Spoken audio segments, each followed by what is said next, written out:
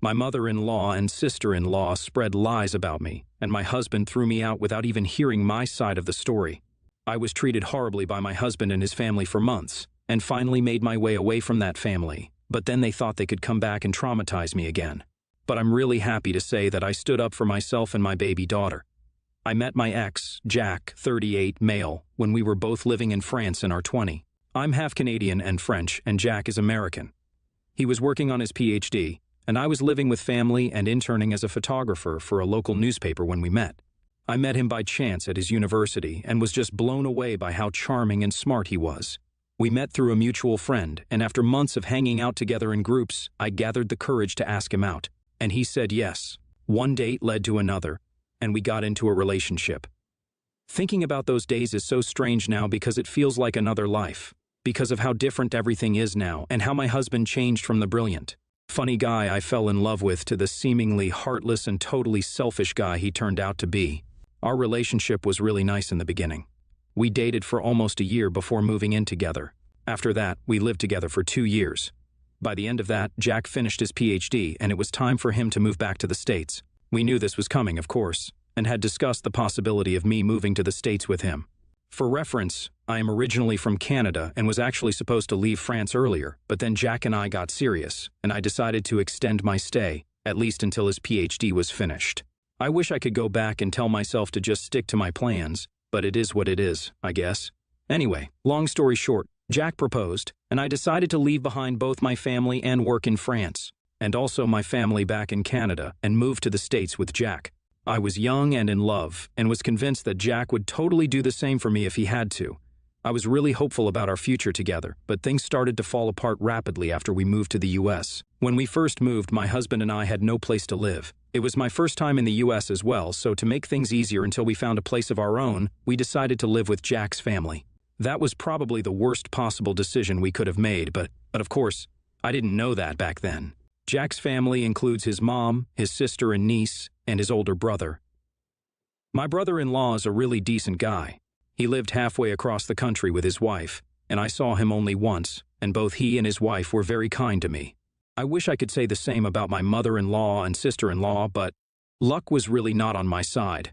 During the first few months of our stay in the US, Jack and I lived at his mom's place, my sister-in-law. Julia was also living with us because she had recently divorced her husband and needed help with her daughter, who was very young.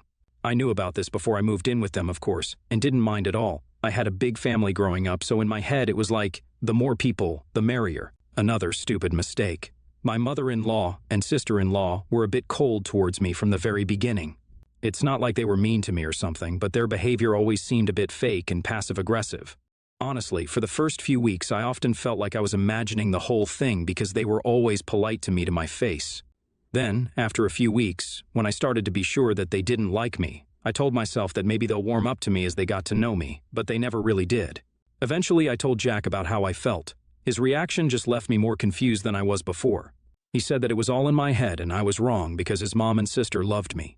He said that maybe it was a cultural difference, being as I had spent all of my life in either Canada or France, and just didn't know how Americans were. I wasn't very convinced, but agreed, and just put more effort towards warming up to my sister-in-law and mother-in-law. Safe to say, it didn't work. Thankfully, after around 3 months of living in that house, Jack and I found a place to live by ourselves. My mother-in-law and sister-in-law weren't very happy about this and tried to make us stay longer, even suggesting that we could just stay there until we got married. But I was completely against that and convinced Jack to move out. This was another thing that made my sister-in-law and mother-in-law hate me, I guess. I can't think of any other reasons why they were always so cold to me, but at that point, I had given up on the possibility of us having anything more than a civil relationship. So Jack and I moved out and started living together in a small but nice apartment. He found a teaching job, and I also started looking for work. We still saw my mother-in-law and sister-in-law a lot as they lived pretty close, and we often had dinners together, but I didn't mind putting up with them a few times for a couple of hours. Shortly after Jack and I moved out, I found out I was 3 weeks pregnant. We weren't planning to have a baby anytime soon at that point and had even postponed the wedding until we were more financially stable, but I was still happy at the news. Even Jack seemed excited and told me that maybe this was a sign that good things were coming for him. We had a small ceremony and got married at the courthouse. I was also happy, thinking that maybe a baby would make my mother-in-law and sister-in-law finally warm up to me, But the way things turned out, it was the exact opposite. We had our first full-blown fight when I first found out that I was pregnant. Jack and I planned to surprise them by showing up with the babies first. Ultrasound in a cute frame. We were waiting in the living room while my mother-in-law and sister-in-law were out shopping, and as fate would have it, they literally walked into the house talking about me. My sister-in-law was clearly mocking me, using a terrible French accent, and they were both saying stuff like how I act better than everyone else because I'm from Europe, and my mother-in-law, in particular, said some other not-so-nice things. I was in tears, and Jack turned completely red in the face and ran out to the foyer to confront them. A nasty confrontation followed, which resulted in Jack and me storming out of that house. We had no contact for the next couple of months, and I thought that would be the end of it, but when I was around 5 months pregnant, my mother-in-law called Jack, apologizing to him, and asked him to go over to talk. I didn't want to go, but Jack did. I don't really know what they spoke about, but when he came back, Jack acted off for some reason. I tried to make him talk, but he wouldn't say anything and was a bit standoffish.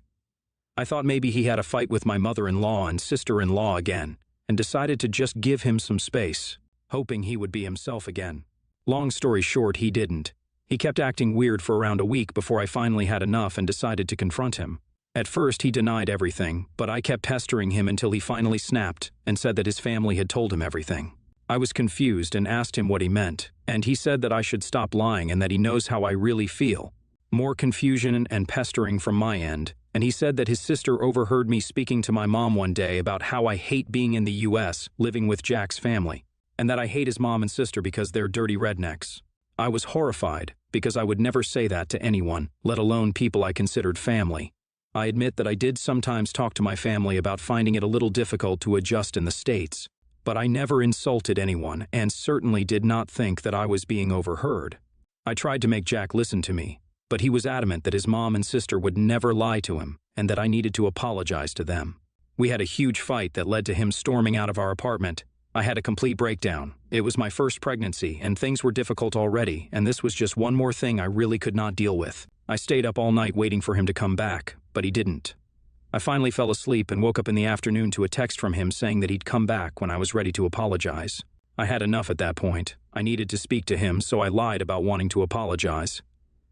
He showed up in an hour with his mom and sis in tow, looking infuriatingly smug. The moment they sat down in the living room, I went on a full-on rage and started ranting and yelling about everything they had put me through, ever since I moved there.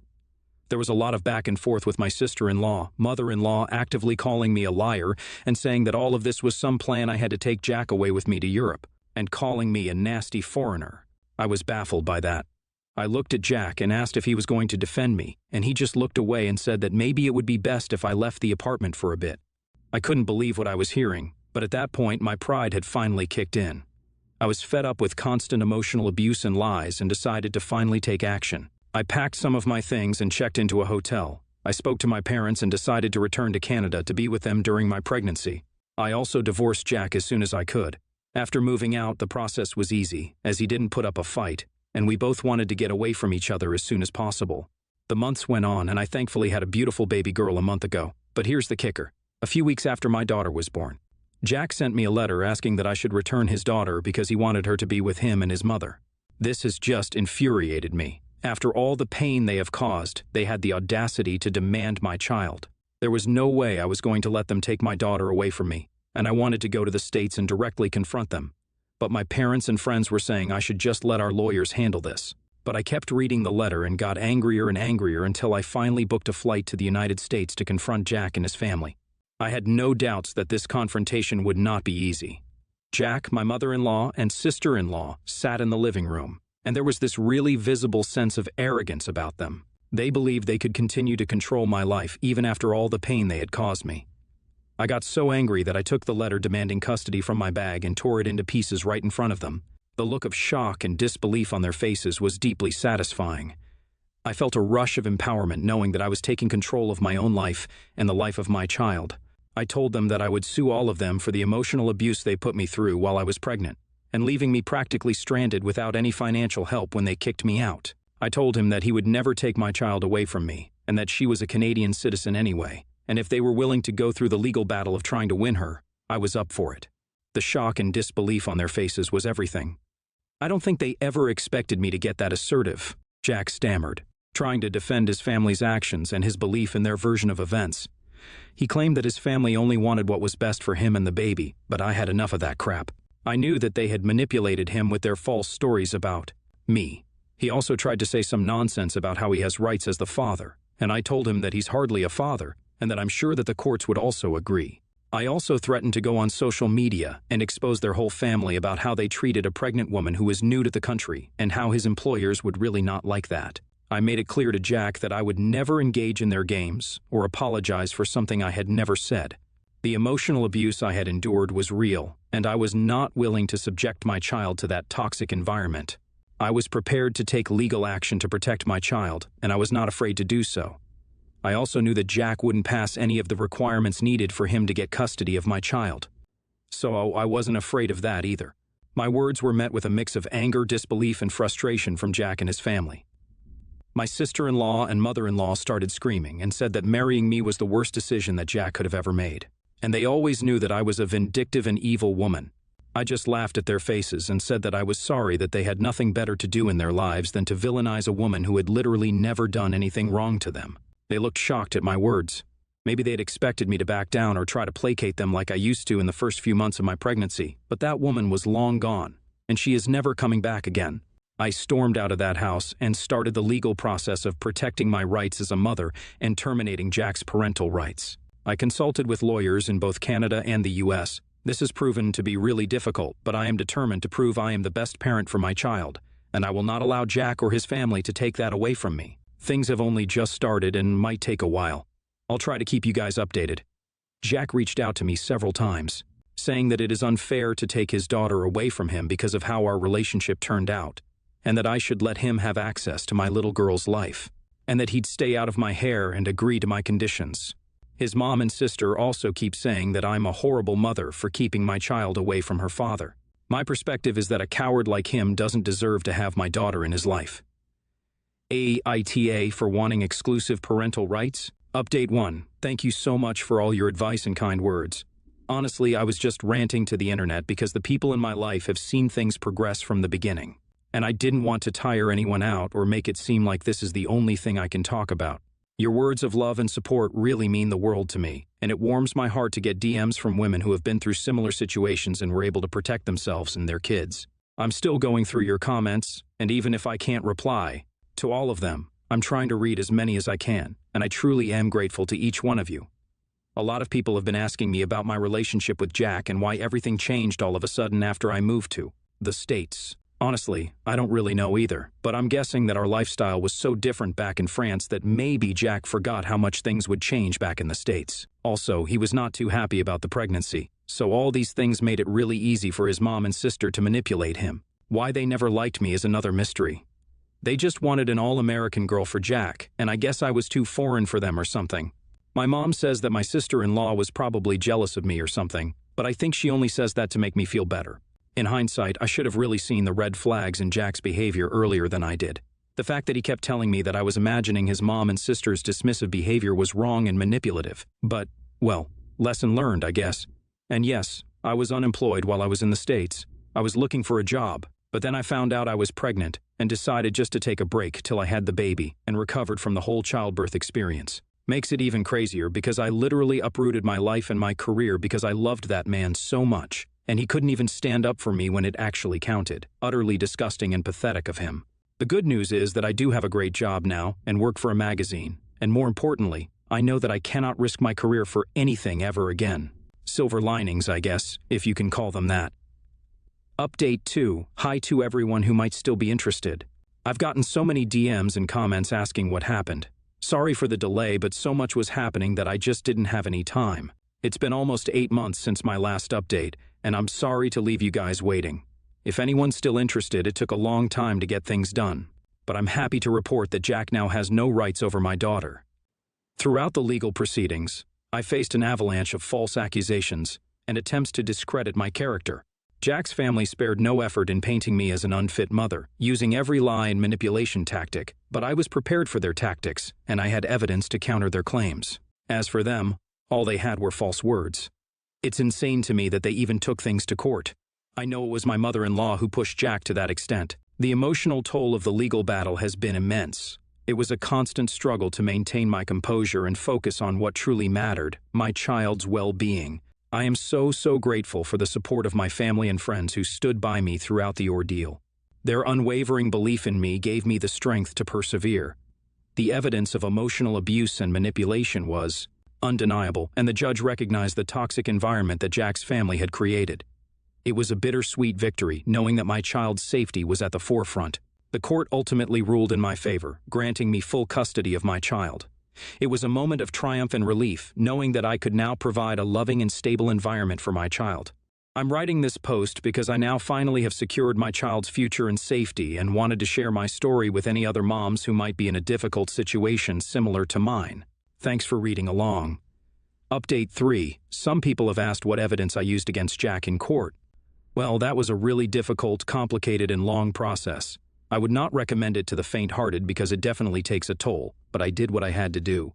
And also because the circumstances were in my favor. But I had text messages going back to my first few months of pregnancy to my friends and my mom, where I constantly went on about how my mother-in-law and sister-in-law made me feel.